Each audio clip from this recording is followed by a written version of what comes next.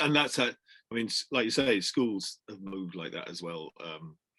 It's now, I mean, when I started school, there was no national curriculum, there was no inspectorate, there's no, now surveillance and managerialism, and the bureaucracy is massive. And exam systems, for instance, now, I mean, this idea, trying to, because they don't trust the, if you like, the people who are actually there, the teachers and stuff. You have all these safeguards now built in, which actually work against the running of the place, and also against the very things that they're trying to protect. So I remember when they brought in the key stage 3 SAT tests. I had one. This is for the 14-year-olds. I had one 14-year-old. And one of the questions was, I think it was, why did Romeo or Juliet die, or something like this, in Romeo and Juliet?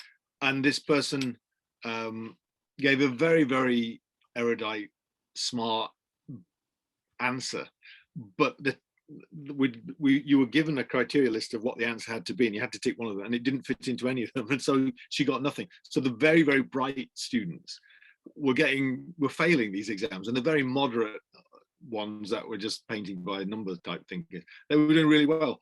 And so this idea of bureaucratization and the way that managerialism and all these systems to survey what you're doing and make sure that you don't get caught in a legal thing, and parents now can write in and say you're being very unfair, and you've got, like you say, thousands and thousands of hours of work. It's very, very debilitating, and actually it's quite distressing, really, when you look at how it used to be, or how it could be, and what it is.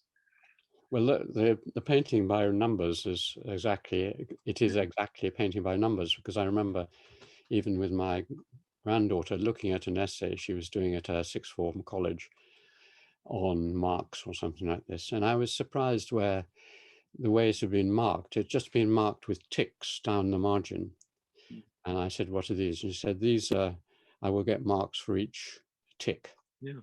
And if these ticks are not there, even however brilliant it is, it doesn't matter. So basically, it could be marked soon. It will be, and probably is already being marked by a machine. Basically, it'll have word recognition.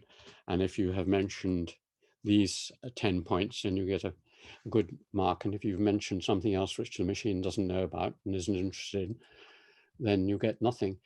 Combined with this, there are these other things which, I mean, if you wonder what the force is, part of the force is this legal. The second one is managers, basically the disease of bureaucracy. In other words, that it gives jobs to the bureaucrats who you find, 50 years ago, there were very few in any institution, whether it was a hospital or a school or a university, very few professional people who had supposedly gone to a college where you're taught management studies, and then you come and they don't know anything about the subjects, they know nothing about what it's about, they just know certain principles, which is that if you are having a meeting, you must have a third person there present to observe it, or that there must be minutes and you must sign off at the end of it. They know the external procedures, but they don't know the spirit of it. And they want jobs, and they want to continue jobs.